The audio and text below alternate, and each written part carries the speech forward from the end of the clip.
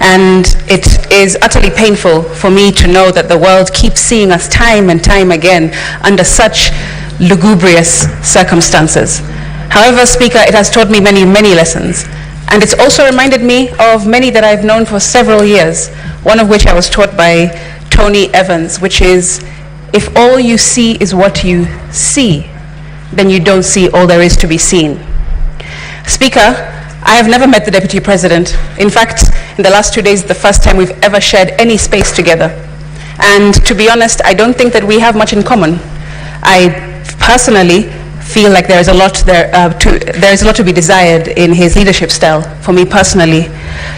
However, instead of going to the Bible, I want to go instead into my own experience and draw some parallels.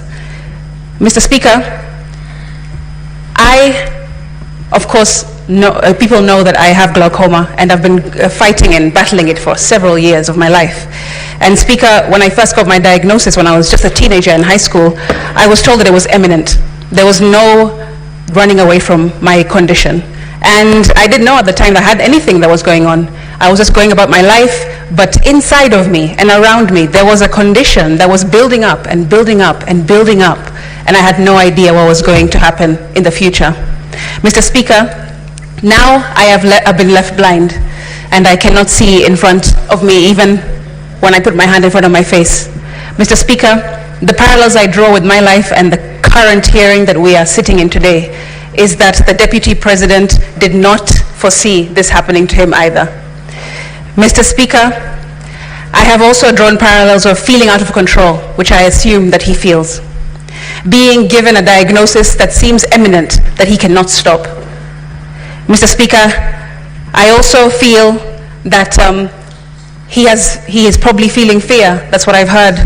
Mr. Speaker, feeling betrayed, feeling angry. And I felt all those feelings because of a situation that I can draw parallels with in this hearing. And Mr. Speaker, I have been fighting and fighting, pleading and praying, trying everything in my power to mitigate, to stop, just like he has been doing in the last several weeks that this has been going on, Speaker. And it's funny that it's Blindness Awareness Month this month in October, because there are many lessons, like I said, that I have learned, and I wish that the public will also take from this experience. Mr. Speaker, I hope that the public understands that when they have their back to the wall, when they've been in any kind of battle, even when they feel isolated, there is something called golfer's elbow, which I learned.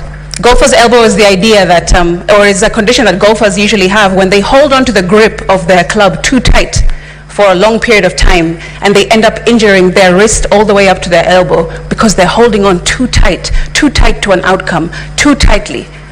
And I've learned that sometimes you just have to let that go. And I hope that the public can take that away from this situation.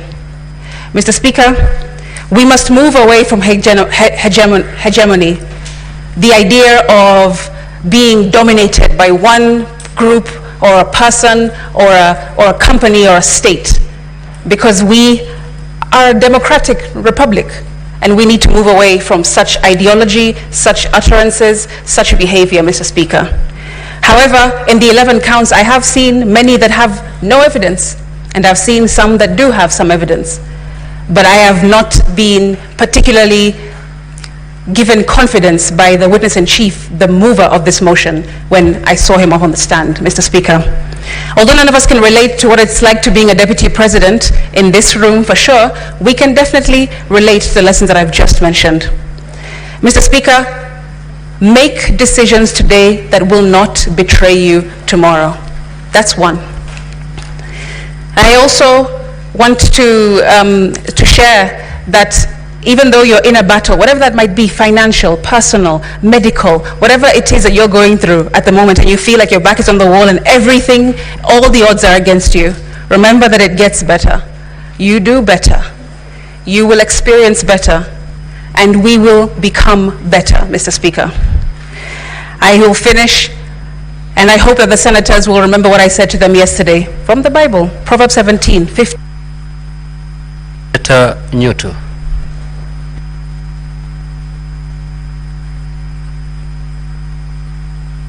Mr. Speaker. Thank you very much, Mr. Speaker.